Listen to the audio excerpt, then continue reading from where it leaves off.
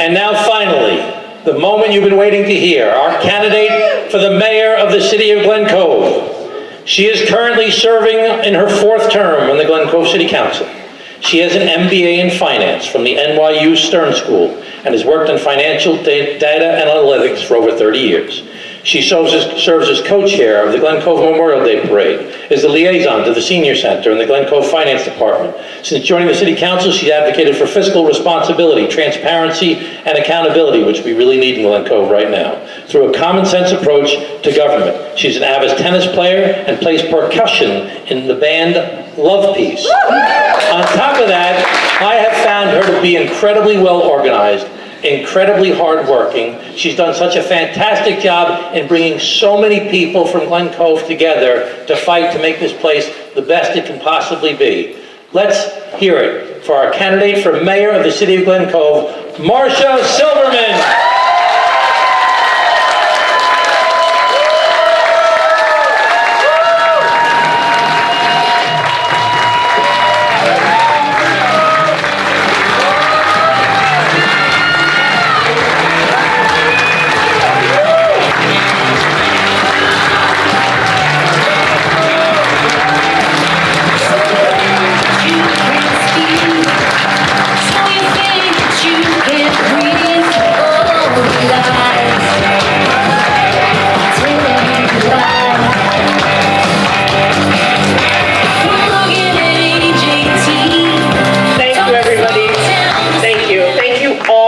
Here. This is amazing. And let's give it up for our Congressman, Tom Suozzi. And if you ever lose an election, you could be a game show host. No, thank you, and thank you for fighting for us in DC. We all appreciate it. Wow. Thank you to all of you for showing up today.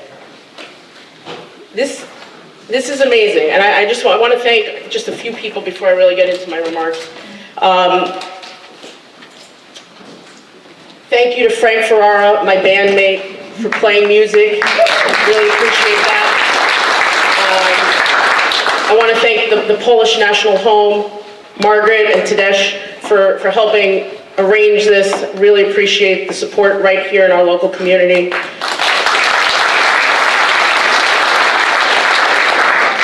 All of the volunteers who have helped today, everybody collecting signatures, everybody checking everybody in, couldn't do it without each and every one of you taking part in this endeavor.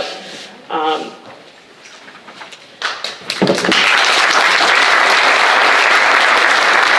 of course, I want to thank my wife, Ronnie, who has been by my side.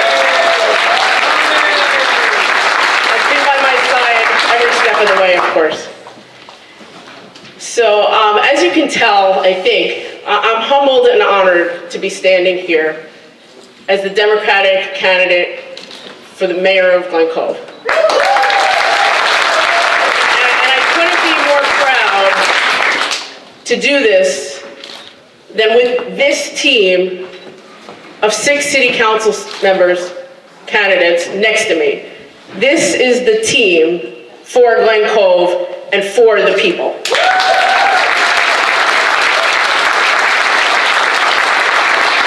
But this truly, today, and going forward to the campaign, this is not about me, and it's not about any one of us. This is really about all of us.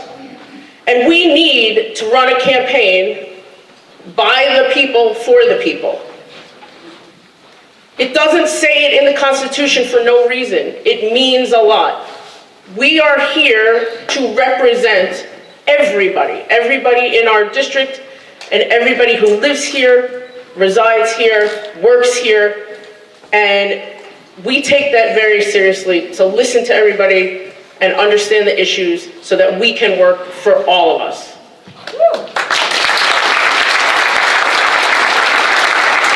But it will take a lot of work to get there, and we're all committed to working very hard, but we need all of you.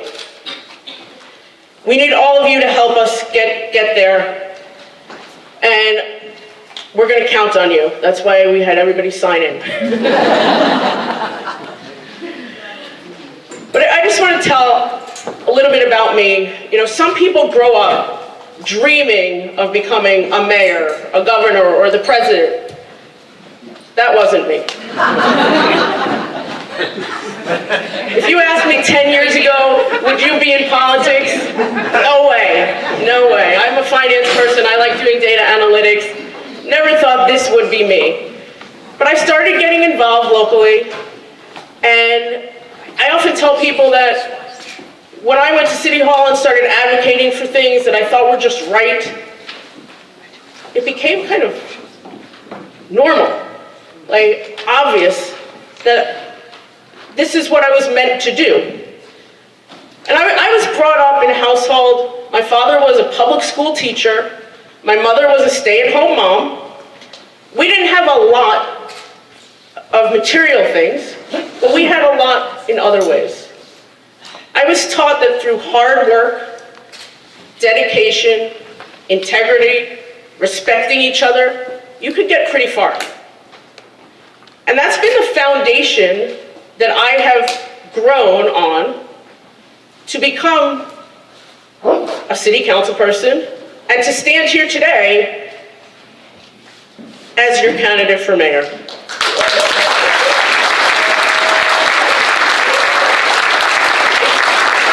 It's the foundation that has driven me to serve the public. A lot of people say, oh, do you really want to do this? It's not easy.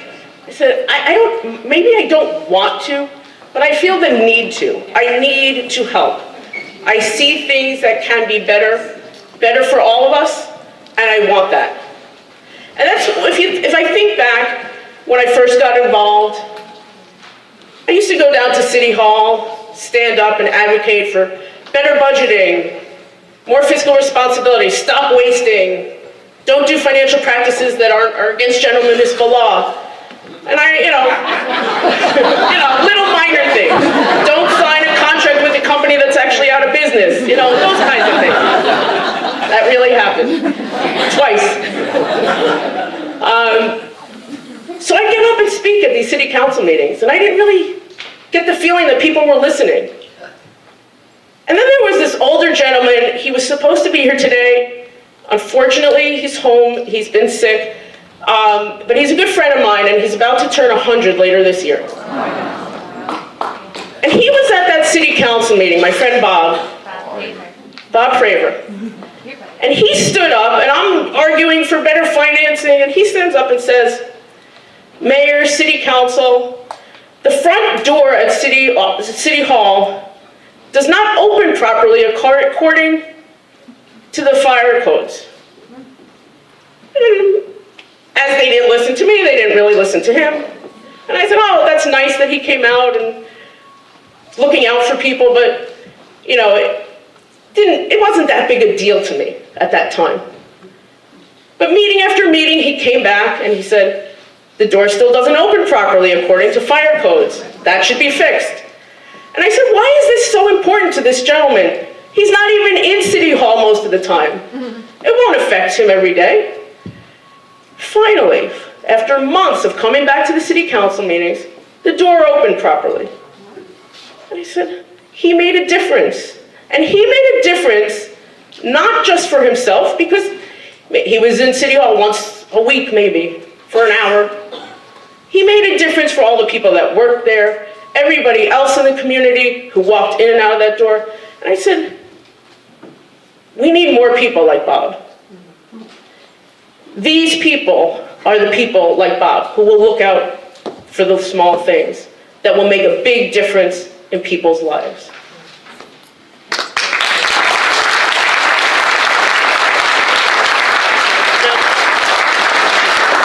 I'm not that good at asking people for things, but I might be asking you for a few things over the next few months.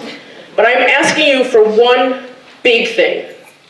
When Bob turns 100 at the end of October, I want every single one of you to go out and early vote, get your friends to get there, get their friends to get there, and give Bob the best gift he can have for his 100th birthday. a government made up of this team that will look out for those small things that can make a big difference to everyone.